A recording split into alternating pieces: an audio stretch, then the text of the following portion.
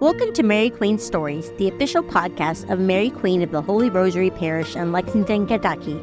Our mission is to receive God's love, proclaim the greatness of the Lord, serve joyfully, and make missionary disciples of Jesus Christ. I'm your host, Jennifer Longworth, Communications and Parish Life Coordinator at Mary Queen. Today on Mary Queen Stories, I have Lee McGrath, a Mary Queen parishioner, who's here to talk to us about Give Kids a Home. Welcome to the show. Thank you so much, Jennifer. It's a pleasure to be here. So last year, we saw a video in Mass about Give Kids a Home, which is an initiative by the Catholic Action Center. Tell us a little bit more about that and why Mary Queen supports Give Kids a Home. Well, it is a community-wide initiative, and I'm on the Social Concerns Committee, and we are always looking for ways that we can serve to be those disciples according to our mission. Give Kids a Home just was a perfect place for us to get started. As a mother and as an educator, I know that there are just some basic things that kids need in order to survive, in order to learn well, in order to thrive, and to be productive people. And so looking at the whole program and getting to learn more about it, it just kind of fit very nicely into what we're doing. I have to admit, as an adult, my only impression or image of homeless people are those that I encounter on the street or those who are at the Catholic Action Center, and I've been there to serve meals and I've provided meals and money and so on. But we don't think enough about the children, that these adults might have children, and how are children affected. Children can be affected in so many different ways. They need hygiene, good hygiene.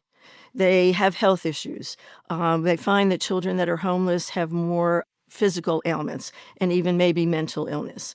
They don't do very well in school. They don't perform well on just the basic performance standards that they have because there's that interruption in their learning, lack of sleep, or just the fear of not knowing what's going to happen next. And so when Jenny Ramsey presented the initiative, Give Kids a Home, it was just, wow, we can do this. We can provide some basic necessities that those children need. Basically, a stable nighttime environment. The McKinney-Vento law, which most Fayette County public school teachers know about, provides those initiatives, those monies in order to supply those things that they need. And that could be food, that can be shelter, that can be school supplies, but it also can be housing. And so housing is where we're going. So Give Kids a Home is where we want to be. We want kids to be in a safe, clean, quiet, comfortable environment where they can feel safe and they can study and they can prepare for school. So I've heard that some kids end up living out of cars during the school year too, and that's not the goal either now, is it? No, it's not. And that's a real reality. They do live out of their cars. And they don't have access then to just, water and cleanliness and hygiene. And sometimes food is an issue. The goal is actually to provide housing for them. And this is temporary housing. The long-term goal is, can we find permanent housing for them? But right now it's temporary housing, and that would be at a hotel or a motel here in town. And the McKinney-Vento law allows for, it's a very nominal fee. I think it's like $45 a night. And they have certain hotels in town that they kind of work with. And so if we can provide the funds for that, I think it's a great initiative. It's a great service so that a child, a family, knows that they have a safe, clean, quiet place to spend the night and get a good night's sleep. So how do kids qualify for this program? Is it through the schools? It's through the schools. Okay. All right. They have a way of application, and the schools do a lot of the vetting and make sure that, they really need it and they meet all the requirements. I think the U.S. Department of Urban Development describes a person who is homeless as someone who does not have a fixed, regular nighttime residence.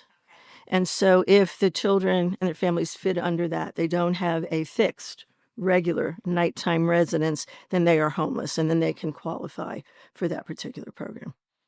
Do you know any statistics about how many children are affected in Fayette County? Yeah, and it fluctuates from year to year, but the latest count where there were at least 1,000 children who were affected by that. It fluctuates. It can be higher than that. Some years it can be lower than that some years, because sometimes families will actually move out of the county and kids will bounce around from school to school.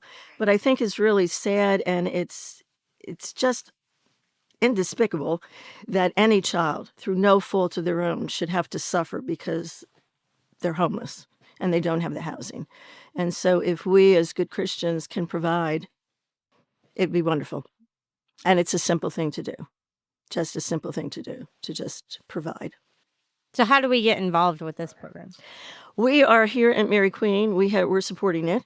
And so we have already done several fundraising initiatives, and we've raised quite a bit of money. I believe almost $17,000. It might be a little bit more than that. We have had little houses built where we're, for our second collection, you can drop money into the slot in the house. And it doesn't have to be an enormous amount of money. If you can, that's wonderful. But every dollar, every quarter, every nickel is going to add up and provide. And when you think about, if we're only talking about $45 a night, okay, we can provide. That's pretty reasonable to do. So using our second collection and using some other fundraisers, that's the way we're going to get these funds.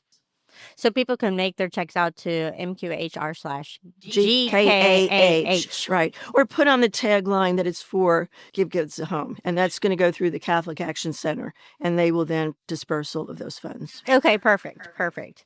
And coming up in August, we're going to have a designated second collection for Give Kids a Home, kind of to kick off the school year and take care of these kids who are in that situation. Exactly right. Yes. And I'm excited about doing that. We already were at one of the pancake breakfasts, and we had a table, and people were very generous and came up and asked about what was it, because it's not something that has been on our radar. So anytime we start a new initiative, awareness is always important, and getting good information out to everybody always helps. Once you understand something, you can buy into it, and once you buy into it, then you kind of support it.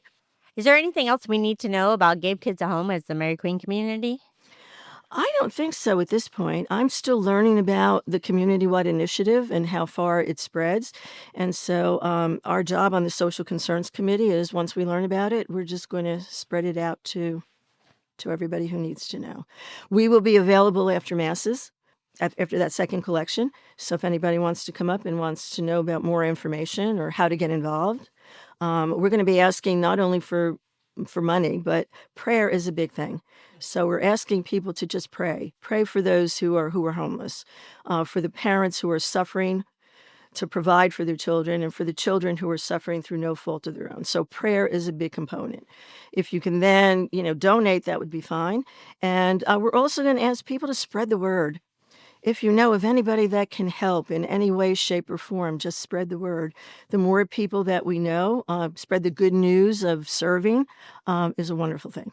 If someone wants to get involved in the Social Concerns Committee, how could they do that if they want to get their hands dirty? Oh, we would love for people to get their hands dirty. The more hands we have, the lighter the work. And so there is the information in the bulletin, and the person to contact would be Becky Estep, and her information will be there. Yeah, the more the merrier. The more hands we have, the better. If we want to tie into the mission of where we are here at Mary Queen, receiving God's love, all of us have been blessed in so many ways, and some of us have been blessed more than others. And so once we receive that love, we have an obligation to share that love, and that could be with our time, that could be with our talent, that could be with our treasure, and to serve joyfully.